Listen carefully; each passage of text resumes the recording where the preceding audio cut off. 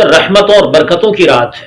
بہت سے گنہگاروں کو اللہ کریم اس رات بخش دیتا ہے، مگر کچھ لوگ ایسے بھی ہیں جو اس رات بخشے نہیں جاتے، رب کی رحمت کے مستحق نہیں ہوتے۔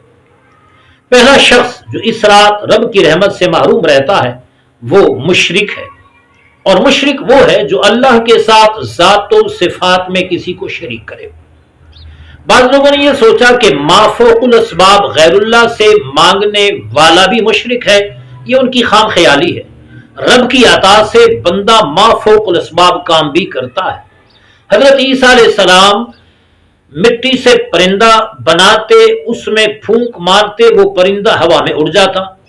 آپ مردوں کو زندہ فرماتے، کوڑھی اور برس کے مریضوں کو شفا یاب کرتے، یہ سارے کام ما فوق الاسباب ہیں اور رب کی عطا سے ہو رہے تھے۔ رب نے قرآن میں ان کو بیان فرمایا۔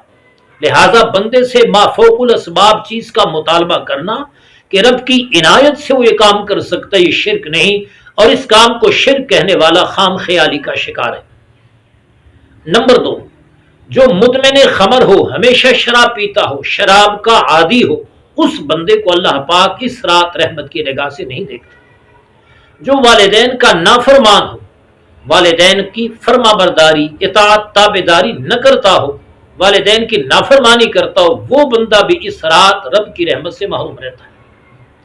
قطع تعلق رکھنے والا، رشتہ داروں سے صلہ رحمی نہ کرتا ہو، بھائیوں سے، بہنوں سے، رشتہ داروں سے، قریبی لوگوں سے قطع تعلق رکھتا ہو، ایسا بندہ بھی رب کی رحمت سے محروم رہتا ہے۔ مسلمانوں سے قطع تعلق رکھنے والے کا بھی یہی حکم ہے کہ جو خامخواہ مسلمانوں سے بگاڑ کے رکھے۔